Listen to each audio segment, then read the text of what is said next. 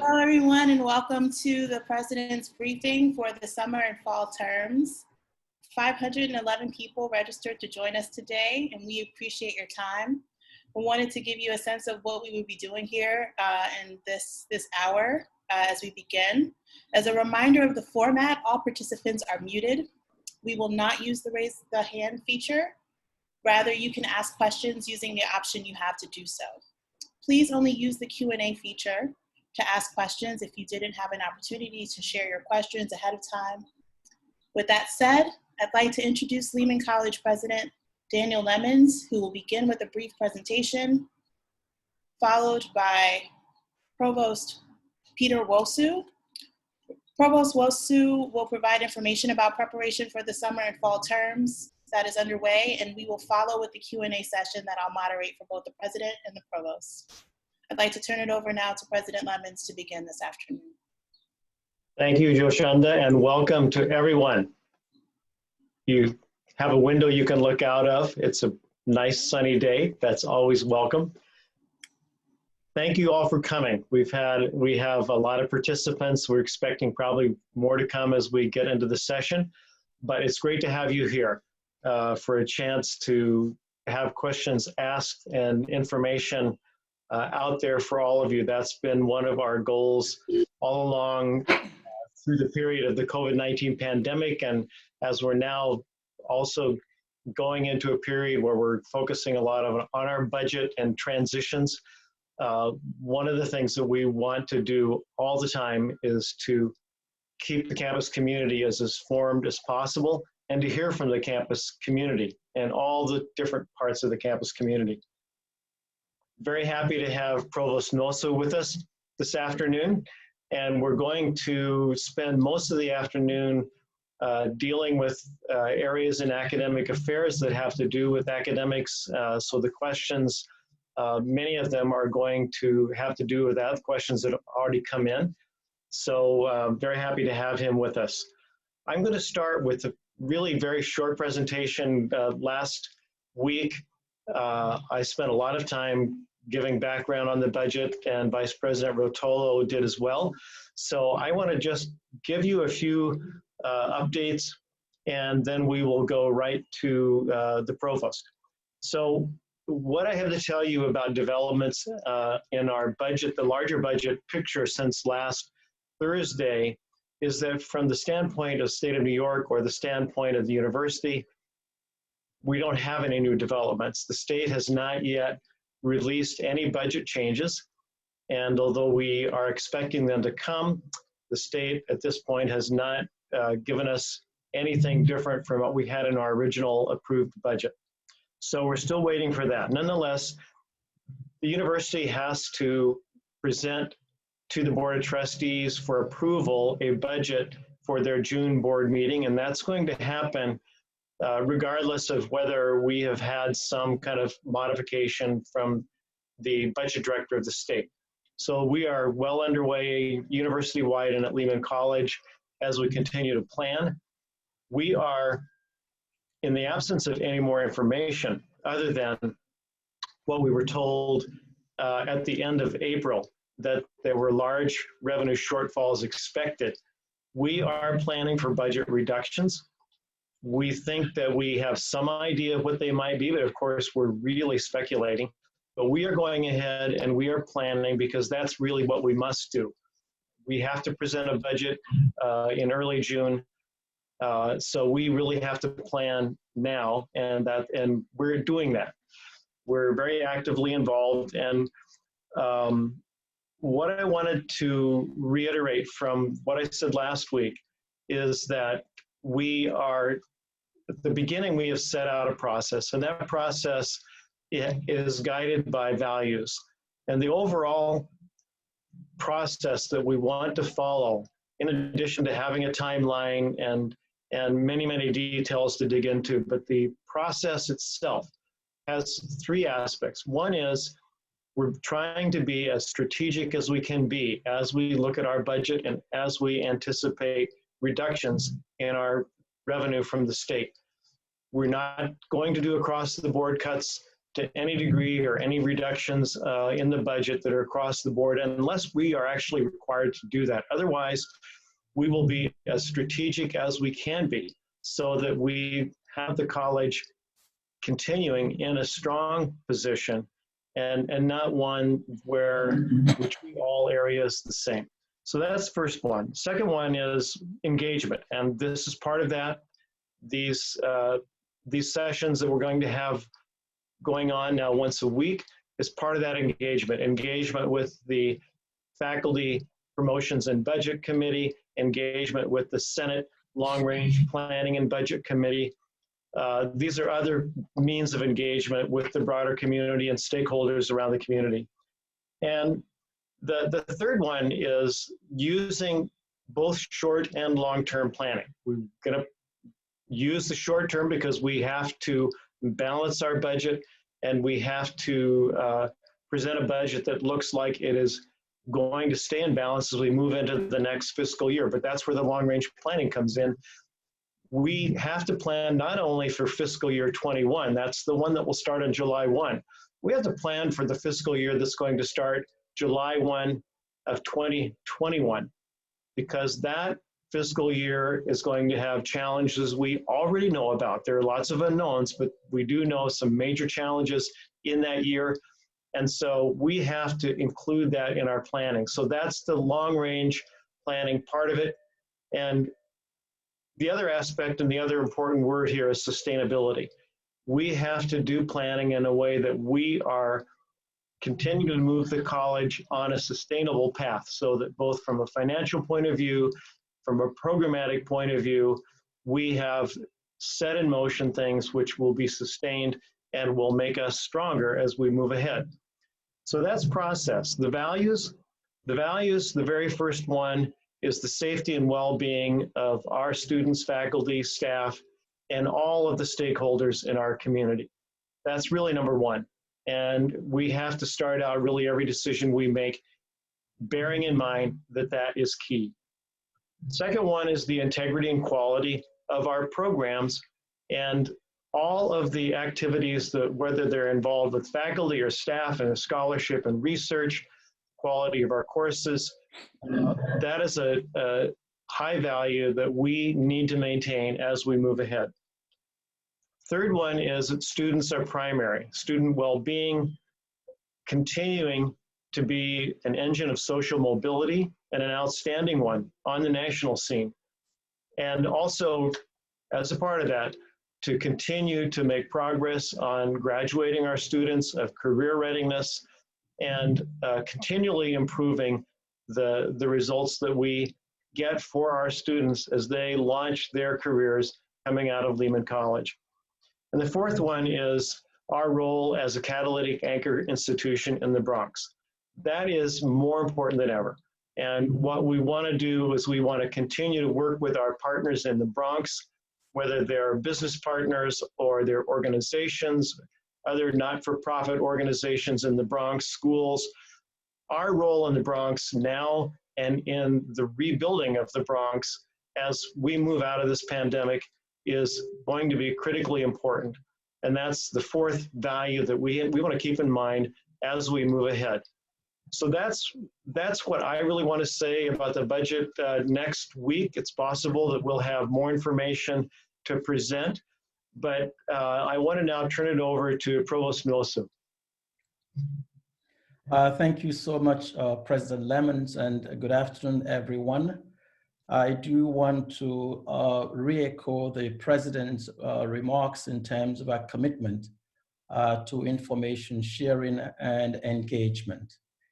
And I also want to thank everyone for taking the time to join this convening this afternoon. And indeed, as we approach the final stretch of what in fact some might see as a marathon semester. This has been quite a semester to say the least. And I want to thank our faculty, staff, and the college community for the work that everyone has put in to navigate this experience. And I want to begin with spring 2020. what we have done this semester. If we can move to the next slide. As you recall, 2 months ago, we all were required to move very quickly to distance learning.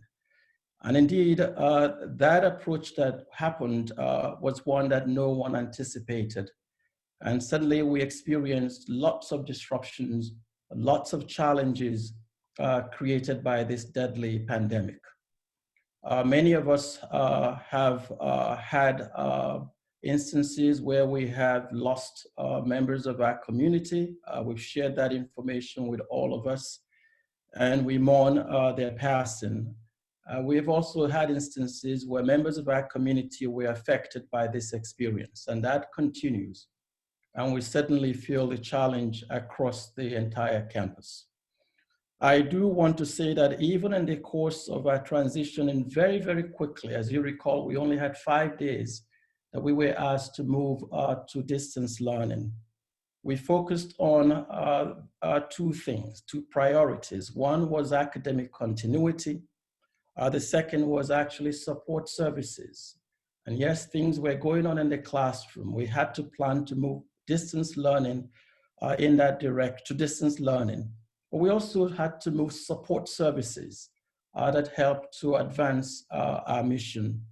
And so I want to commend our faculty and staff, and indeed the resilience of our students in going through this particular experience. Many juggling between work and school, many juggling between school and health, and that of your family and loved ones. And so on behalf of our college community, we want to thank you for the work you have done to move us through spring, which of course comes to the end at the end of this month. Let's talk about summer. We have, even as we worked through spring, we began to plan for summer as well. And summer sessions, I'd like to again share with everyone, will be fully online, similar to the experience that we are involved in with regard to spring semester. We have arranged for multiple sessions beginning June 1 and ending August 13th. And then, of course, as you recall, registration started April 6th. And I'm encouraging everyone who may have questions, particularly our students, to reach out to our registrar's office to help address those questions. But summer would be online. One of the things that we have actually been doing as part of our spring, and the president talked about planning, was a document we developed a month ago called Guidelines for Preparing for Summer 2020 and AY 2021. That document has informed the work that we have been doing to plan for summer. There are 3 goals in that document, and it has 6 objectives and 43 strategies. I'll share that momentarily. But part of that particular document is one that allows us to think of the work for summer and fall in 2 phases. And phase 1 has allowed us to really do work to plan for how we have a robust and successful summer session. One of the things this morning we talked about in our Provost and Dean's Council was really how to take a look at our website, our web page, and reconfigure some of the things on that website that includes also plans regarding a one-stop shop vis-a-vis student support services and student resources. That work is being done aggressively, and it's led through our academic affairs and IT divisions. And the idea is that we will have that up and running, at least initially, by June 1, that would pull together resources from student affairs, resources from enrollment management, the Office of Online Education and academic programs into a one-stop shop to allow students to have easy access in a way that is really a central student success portal. If anyone goes to the web page for special academic sessions, you would actually see a sitemap that contains a lot of content for our students in terms of resources. That content sometimes is not easily accessible to students. And what we are doing really is to pull all of those together into a one-stop shop. And so at our Provost and Dean's Council meeting this morning, PDC, we were able to get some updates in terms of the progress on that. And my sense is that we will have something up and running by June 1. So I want to commend the folks who are leading that work, Associate Provost Dr. Brown and Associate Provost in IT, Edie Ruiz. If we go to fall, you will also see the work going on. Fall is actually part of phase 2 of our planning in academic affairs. The academic calendar has not changed, and it will remain the same as we know it. Fall classes will begin on August 26th and end December 20th. We anticipate that grades are due December 23. Again, like summer, we began registration in April, in this case, April 13. Registration is continuing, and we encourage our students to take advantage of that and continue the registration process. I've received lots of questions about what we plan to do for fall, or whether it would be fully online as we have had this spring, or whether it will be a hybrid approach.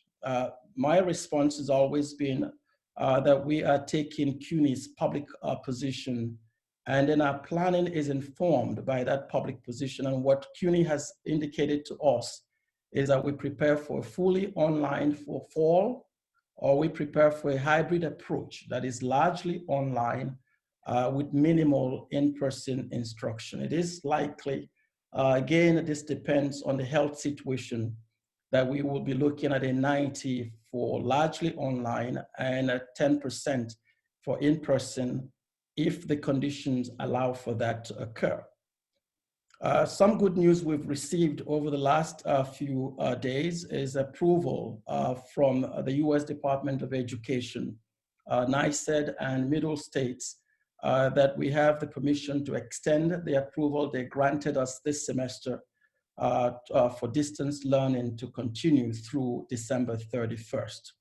And so that's good news that allows us to enhance the planning work we are doing currently at the institution whilst we await a final decision from CUNY in terms of what we do. But planning is really critical, and when we're moving full speed in terms of fall 2020. I do want to share with you some of the items on the next slide with regard to those guidelines that I talked about a moment ago. Again, these guidelines are really based on lessons that we learned from spring 2020. And as you recall, we did receive lots of guidelines on academic continuity from CUNY. And given all of those lessons, we were able to develop somewhat of a strategic plan, a mini strategic plan to guide our work over the next several months. And we began that work more than a month ago. There are 3 goals in that planning document. The goals speak to maximizing the flexibility that we have at the moment as best as possible, whilst minimizing disruption for faculty, staff, and students. And then maintain, as the president mentioned, our commitment to our educational mission and our priorities. But more importantly, that we protect our students, we protect our faculty, staff, and our stakeholders, certainly while being responsive to the changes around this current climate. There are 6 objectives, as I mentioned, in that document, and I'll encourage folks to take a careful look at it. I did share that with the campus community, and there are 43 strategies. As you recall, when we moved to online learning distance modality in March, whilst faculty were working really hard to transition to online, we didn't really have much in place with regard to the student experience. We just didn't have the time to plan for all of those. And so part of our planning in that guideline is really one that speaks to enhancing the student experience, and enhancing the student experience in terms of how to learn in an online environment, but also the support services that help to enhance that learning opportunity for students. And we've identified 14 strategies within that document that we are actually working with. There's a task force that I've asked to lead this work. That task force is co-chaired by the interim dean of NSS, Pam Mills, and the director of the Office of Research and Sponsored Programs, Brandon Bagali. Both of them are working with a team of colleagues, experts in these various areas to pull together items and initiatives that respond to the particular objectives and the strategies that we've outlined. The same applies to faculty and staff development. We are continuing the work we began this semester. We're doing that in summer, and we will expand on that in fall as well. Student learning is one key area of focus, and that was also part of the discussions we had this morning in the Provost and Dean's Council. Technology support has 6 strategies, faculty research has 5 strategies, and then the community well-being is an important one. And perhaps some may not know, but there are also issues with mental health that we are looking at. And that was also part of the discussions we had in the Provost and Dean's Council this morning. It's actually part of that month-long work we have begun to prepare us both for summer as well as for fall of 2020. What is important to note with all of these objectives and strategies is that we also put in cost estimates to them. And that's also part of the work of that task force to give us a sense of what we need to do in order to fund these objectives, these strategies over the next several months. And we're moving very aggressively in doing the work associated with all of these 6 areas. If we look at the next slide, I'll share with you some examples on objective 1, which speaks to enhancing the student experience. I have mentioned the very idea that we didn't really have many activities in place for students to learn and be able to transition to a distance learning modality. We have put in place a 1-hour online student orientation workshop that prepares students for online learning. That's the work of our Office of Online Education, and we will be really expanding and sharing the information regarding this with our students for summer as well as for fall of 2020. We also have an FAQ that we have put in place for students for taking online classes. And there's also a resource that we have from the Macaulay Honors College and the Graduate Center that we're also sharing with our students. In addition to all of this, there's a workshop that also the IT office puts together through Steve Castellano on the use of Blackboard for students. Whilst our online office that Olena Zatko is leading prepares students on the online space, Steve is also working with our students and faculty in terms of enhancing their abilities with regard to the use of Blackboard. If you look at the next slide, you would also see additional work that we have been involved in with regard to expanding support for students. During this semester, through our IT and student affairs divisions, we were able to provide more than 700 devices, loaner devices to students that included laptops, hotspots, and such as MiFi to allow them to have the ability to access the learning in the classroom. As we plan for summer and as we plan for fall, we also are requesting graduating seniors and students that are not continuing at Lehman to return those devices we provided them within 2 weeks after they complete the spring semester. And what is really been a great way we've done this, and thanks to Vice President Ron Bergman, Stanley Basil and the others in their shop, and certainly Rene Rotolo, is the college's ability to package all of this and then email them to our, and then send them to our students, not by email, but by regular mail to our students. And they receive them, these devices, in their home. We didn't have to have them come to campus to receive them. And we continue to plan for summer as well, in addition to fall. For continuing students from the spring 2020 semester that are registered for summer or for fall, we're asking that they keep those devices at least on loan through fall 2020 semester. And then for newly enrolled summer 2020 students that are registered for fall 2020, they are also eligible to keep those devices on loan. And then registered fall 2020 students may also request for a loaner device via online through the system that we have put in place. There are several other strategies that we are working on to enhance support services for students, counseling, advising, and so on. Those are things that we are focusing on to enhance the learning climate for students. Next slide. I want to simply say that these are very challenging times that, that we have all experienced and continue to experience in terms of the health crisis, in terms of the fiscal challenge that the president spoke early on this afternoon. But our commitment remains to that of the college community as we work together. And we want to again thank all of you for the work you have put together, continue to put together as we engage our community.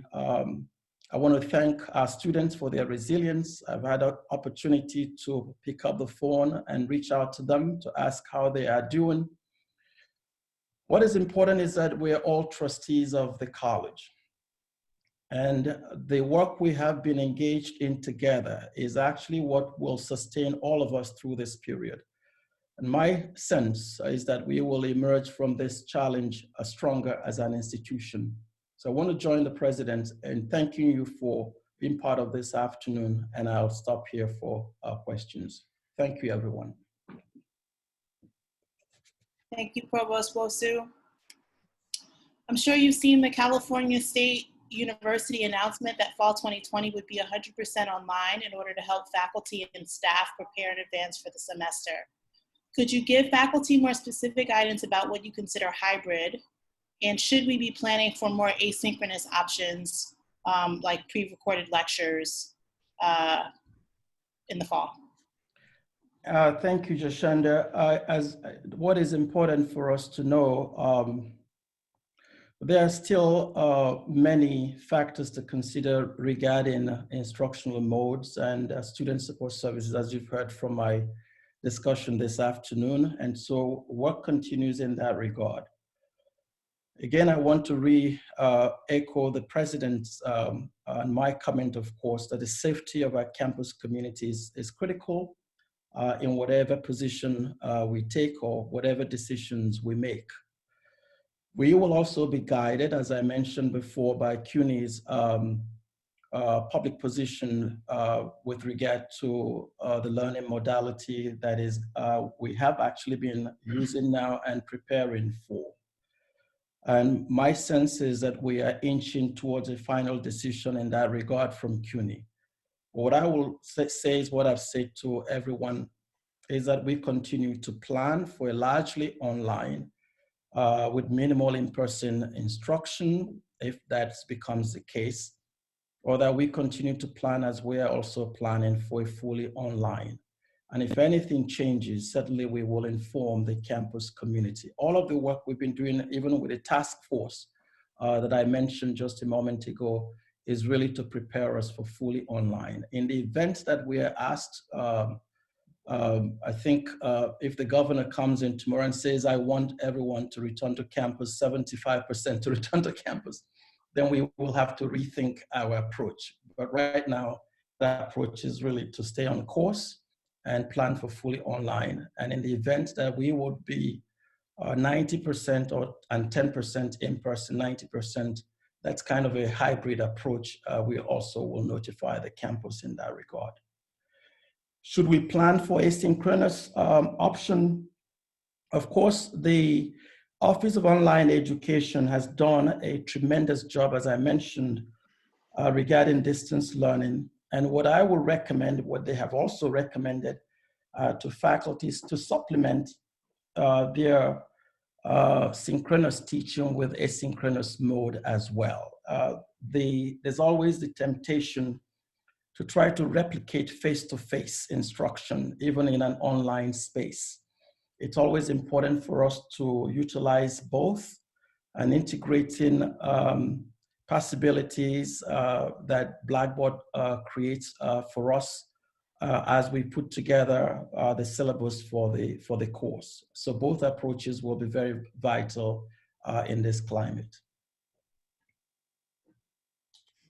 Thank you. President Lemons, for the possibility that we will reopen in the fall, or in some capacity in the fall, what measures are under consideration for keeping us safe, like taking our temperatures before we go into buildings, or mass distribution? And are there special plans for Lehman faculty, staff, and students who may be more vulnerable to contracting COVID-19 because they're older or have pre-existing health conditions? All great questions. First of all, we will have to follow the governor and whatever the New York State says about reopening. You know, the governor has established these 7 criteria for the various regions of New York State in order to reopen. And some regions have met it. New York City, some days has 3 of those met, some days has 4. I think most recently it has 3 of them met. The mayor thinks that maybe New York City will attain all 7 of those metrics by mid-June, but I think that's really speculation. So first of all, just on timing, we don't really know when that's going to happen. And even when that does happen, then educational institutions are going to be in the 4th of 4 phases to reopen. So even given that optimistic, I think, idea of the mayors that maybe this could happen in mid-June, educational institutions like Lehman College really wouldn't probably be starting to reopen until August or so. But again, just bear in mind, that's really speculation at this point. So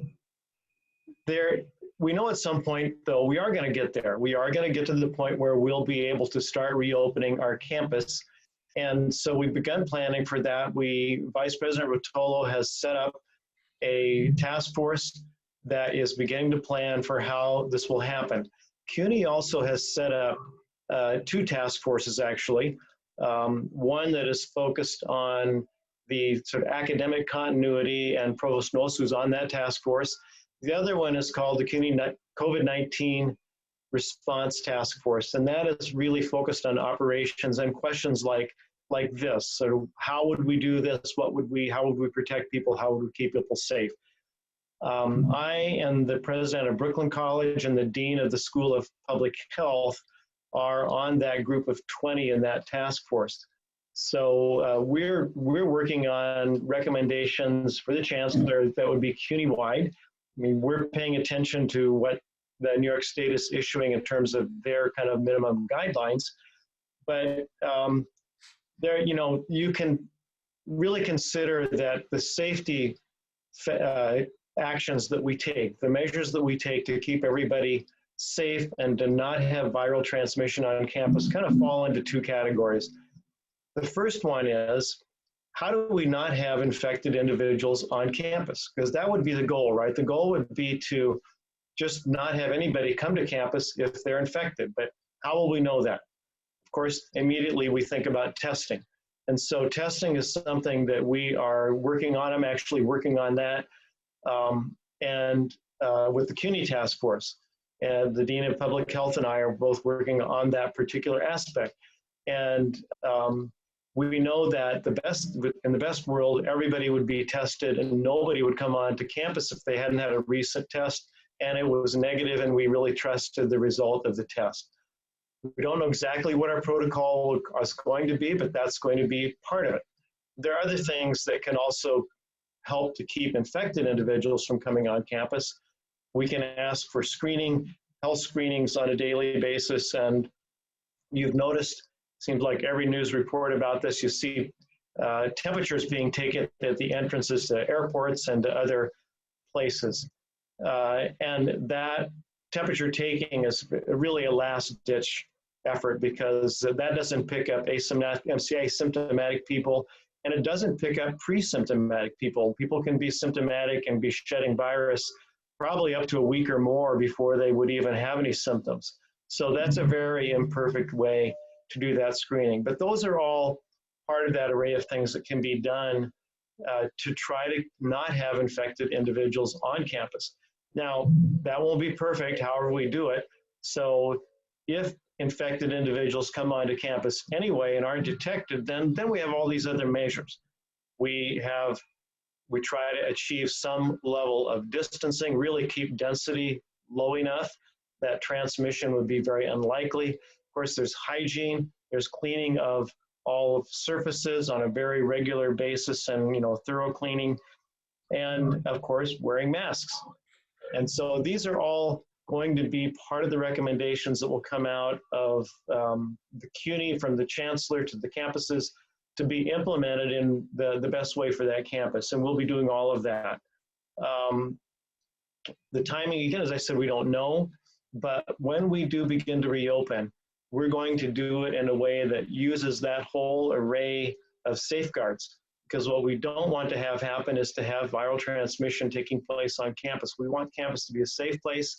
You come there, you're coming there in a way that the campus is under control and there aren't going to be situations where you're going to be put at risk. And so that includes anybody who's vulnerable, but I think part of the recommendation is going to have to do with that. Vulnerable individuals, people who would be much more likely to be susceptible to the virus and particularly becoming very ill if they become infected. We have to really have guidelines around that, and we have to allow for individuals like that to have an extra layer of protection, and if at all possible, to not have them on campus. And I would think that will be probably possible. So, that's kind of the array of what we're looking at and the process that we're using. We'll have recommendations really very soon about a number of these. By the time we actually get to the point where New York City has met all 7 of those 7 criteria and those phases of reopening begin, we're going to be ready with our plan for how we're going to do that. Thank you, President Lemon. So I have a follow-up to that, which is really, it comes from a couple of students who are wondering if you anticipate opening up the Lehman Library or the Lehman Learning Center, which is the child care center, in the summer or the fall. There are students who have a hard time studying at home for a number of reasons, and having the library open or knowing when the child care center would help them to plan. Yeah, those are important questions. We know those resources have always been really important for students, and if we can and when we can, we want to make those as available as we're able to do. Again, our first priority is going to be safety and wellness, and we will open those as we feel really confident that we can do it in a way that we won't be putting anybody at risk. But it will definitely be something that's a priority. In fact, those resources I would guess, I don't know this for sure, but I would guess those resources would be some of the early ones for students that we would want to make available as soon as we can do it safely. And remember that, we want students to be safe, but we also want the staff to be safe. We don't want to endanger our staff, whether that's our security buildings and grounds, personnel in the computer center, the library, the daycare center. The well-being of all of those individuals is really important. Thank you, President Lemons. Provost Nwosu, for adjunct and full-time faculty who've been previously required to take a course to teach online, is that requirement still in place? And if so, will the 2-week and the 75-minute workshops be available for the summer? Just before I get to that question, thank you, and that's an excellent question. I do want to underscore the point that the President was making earlier, because there's also been questions raised about clinicals and students who are enrolled in those courses or programs that have clinical experiences attached to them. What do they do and how do they actually approach those? Again, that's an area where we continue to await guidance from NICED and others. And so I would encourage the students who are in that arena to have patience with us as we work through this with NICED. In addition to that particular issue with NICED, is also a function of the ability of the students to have placement in hospitals. And the healthcare facilities at this point, as I understand, are not providing that opportunity for many of our students in that regard. And to the extent that they're not providing that opportunity for clinicals in hospital or healthcare settings, then it makes it very difficult to actually make progress in that regard. So patience is what we ask, we urge, and certainly what is paramount for us is the safety of our students. There's also another question that has been raised about staff and working from homes. And I think it's important to say that we are developing a telecommuting policy in this regard that will help also clarify some expectations around this.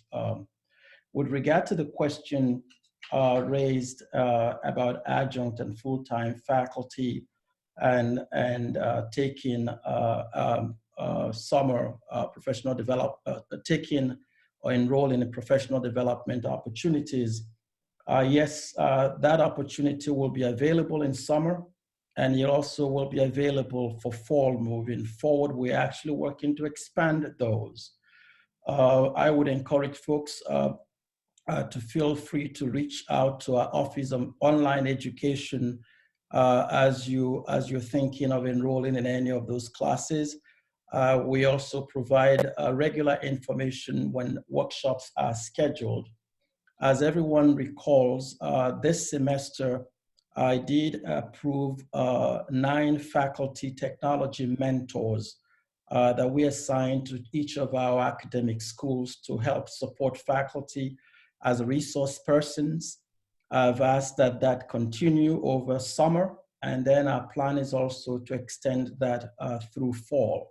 So there will be substantial support for faculty, both full-time and adjunct, as we plan for both summer and fall. And will adjunct faculty who participate in the just-in-time online training be paid for the CARES Act? Paid from the CARES Act, excuse me. That's the planning that we have in place. And I want to also indicate that we are working on a mechanism for how we handle the payment. And I've had discussions already in this regard with the Associate Provost and certainly with General Counsel on how we move forward on this. This is very, very important for us, and a large majority of our courses are taught by adjunct, and if we actually want our students to do well and for them to be effective in the classroom, it's important for them to participate in the training.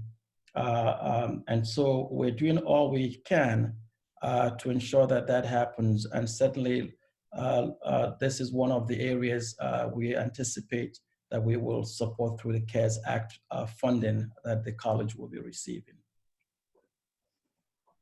Okay, Provost Nwosu, I have one more question for you. So what is Lehman doing to ensure that our students have long-term access, not just to laptops and devices, but also to Wi-Fi, hotspots, and other technology? A lot of our students don't have Wi-Fi and rely on campus to provide them with stable internet access. You know, when we began this semester, one of the things that happened, and we were quite fortunate that a number of internet service providers we're able to provide services for free to our college community throughout the duration of the semester. Now, whether that continues over summer is a different question, but at least we were able to secure through CUNY those service providers providing that support or service. Is it adequate? Not necessarily all through, but we also did commit to purchasing a number of hotspot devices, the MiFi that I've mentioned before, that we distributed to students who requested them. As part of our planning, I mentioned earlier the guidelines that we have for preparing for summer and fall. We are providing a certain amount in our cost estimates that we also will be investing for additional MiFis or hotspots. And then we plan to also share those with our students as part of our planning. If students don't have access to this, it becomes difficult for them to study. It's also a matter of equity. If they're not able to have those, they won't be able to really do well. And so with CUNY's support and with the president and all of what we're doing on campus, VP Bergman is being an active and key supporter of this effort, including Stanley Basil in our Student Affairs Office. So everyone is really working to ensure we get additional devices to expand access moving forward for our students. So this is a key priority for us. Thank you, Provost. Thank you. So President Lemons, do you have a sense of how many students have disappeared or maybe haven't been retained since the start of the pandemic and during our transition to distance learning? And is there some kind of mechanism or system in place to try to identify those students and to reach out to them to see if they're okay? So let's hold that question for a minute. I've been watching the questions coming in, and there are lots of good questions coming in.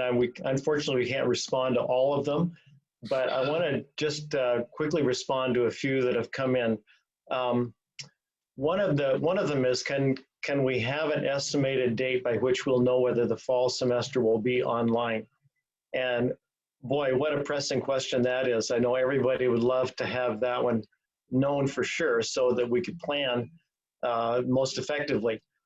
If you listen at all to the governor's daily press conferences, or if you were in on one, I just caught the end of his today. He was asked that about schools, K through 12 schools mainly. And he gave his usual answer, which is it all depends on the data. It all depends on how the statistics are looking. And so given that that's his answer, of course, we'd like to base ourselves on the same sort of thing. So he hasn't been ready to at all make a statement about New York's, I think he said 700 school districts, about what they will be doing in the fall. But so I can't really tell you when we're going to know for sure. So I think what the provost has said is really our best approach, which is we're just planning to be largely online. And you know, hopefully we'll know. We all love it. I'd love if we knew by the end of this week or early next week, but I'm not really counting on that. Can we have half as many people in classrooms as usual? I think I can say pretty clearly that the answer is no. That would be too high a density for where we're going to be in the fall. I think we already know that pretty well. What's the right density? We don't really have that figured out yet. And actually, it really depends a lot on what that classroom is like, what the ventilation is like. We've all been using the 6-foot standard of separation, but that 6 feet isn't really a firm number in any way. It really depends a lot on how close, whether you're outside or if you're in an enclosed space, how many people are in that space, and so on. So there are lots of variables there. And that's part of what the recommendations will be coming out of these task forces that are working. Now, that leads me to another question here, which is a really good one. Can I name who's on these task forces, and do they represent the full campus community? What we'll do, I don't know if we have done this yet. I can't remember that we have, but we will make available the names of who is on the task force for reopening that's headed by Vice President Rotolo. That does have members that represent the broad constituencies of the campus. And then the CUNY-wide one also does. The student representation is coming there through separate meetings that are happening with representatives from the University Student Senate. So the attempt is definitely to have a broad representation, as well as to have people on those committees that have real expertise in the different aspects that have to be considered in reopening. Now, to get back to the question, do we know how many students maybe have dropped out or have disappeared, I think was the word in that question. Well, we do a number of things regularly. One is a verification of enrollment. That's something that we do early on in a term. That's something that will be happening again when the summer session begins. And so that happens in the first 3 weeks of the term. Not really relevant to what happened this spring. We were past that early enrollment verification period when we went to distance education. But we also have an early alert system that we've been using at the college for a couple of years now, not in all classes, but in a number of classes. We are expanding that. That's a system that faculty trigger if students not coming to class, if they're not seeing, and that alerts advisors and others who have some connection to that student that the student may no longer be attending class. And so that's a mechanism that we have to try to contact students and find out what's going on. We also, from sort of both the individual, but from a statistical point of view, we can analyze Blackboard data. Students signing on to their Blackboard account, are they going into their classes? Those are analytics that we can do with Blackboard data, which can be really helpful to us so that, again, we know students have not been coming to class, that we can get in touch with them. I can tell you, I haven't seen the data yet from the spring term, which we're just completing, but I know that there was a lot of variation in students who were showing up to, for instance, synchronous classes or not. We know that that was sometimes problematic for students who maybe had children at home, who also had to be on classes for their own education. And so there were a lot of complications with the spring term because of the way that we needed to do distance learning. We're going to be finding out more about that as the term ends, and we'll be looking carefully at that. What was the student experience, and what were the issues? What were the places that were particularly challenging? Because we really want to try to take that into account as we go into the summer, particularly as we plan for the fall. Mr. President, I do want to just add to that point, Joshanda, if you don't mind, as we plan for summer, really our numbers are looking very good, and I want to commend the work that's been done across the college, in particular enrollment management, and with the deans and the department chairs. Ron Banks has been a key leader in all of this, with Renee Sarmiento, corralling the college community and certainly reaching out to students, including parents as well. And yet, while we'll continue to improve our site that I mentioned before, that also has been one that has been very helpful in terms of the work done in that area.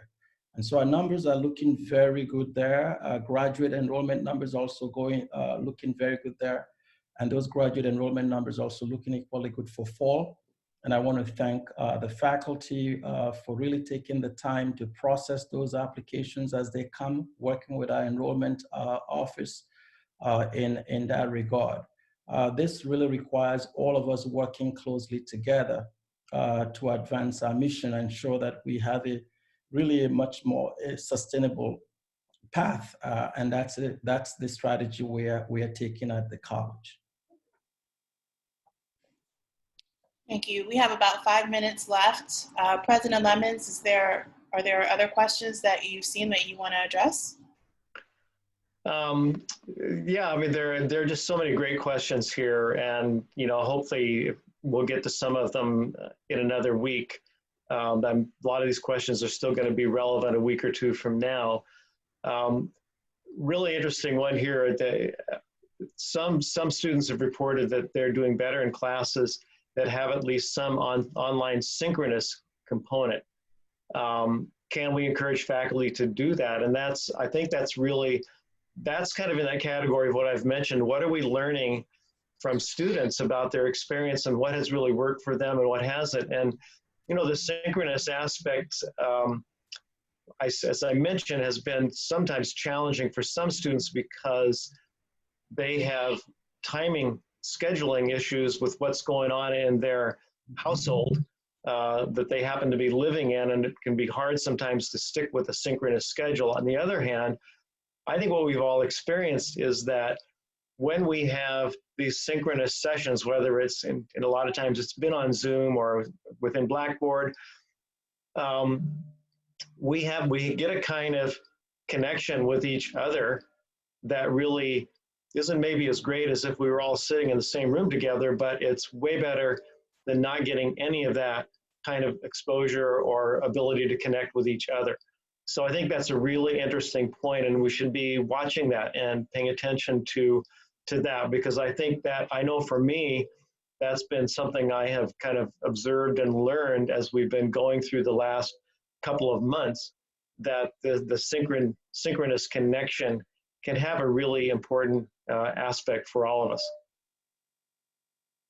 Another question I'm seeing here, is the school offering any remote jobs? And I'm glad that question came up, because one of the jobs that's I believe is still open, although there was kind of a deadline for this, but I think that because New York City is still trying to identify enough folks to be involved in tracing, I think that is something that students could look into as a source of employment, and also obviously a very important role to be playing in the city. That's tracing connections of people who have tested positive.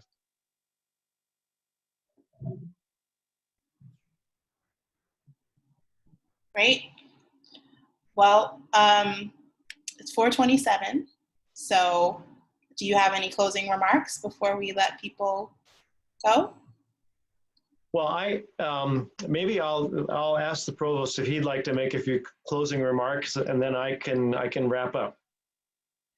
I want to thank you, Joshua, for moderating and facilitating this session, and thank everyone that's taking time to join us this afternoon.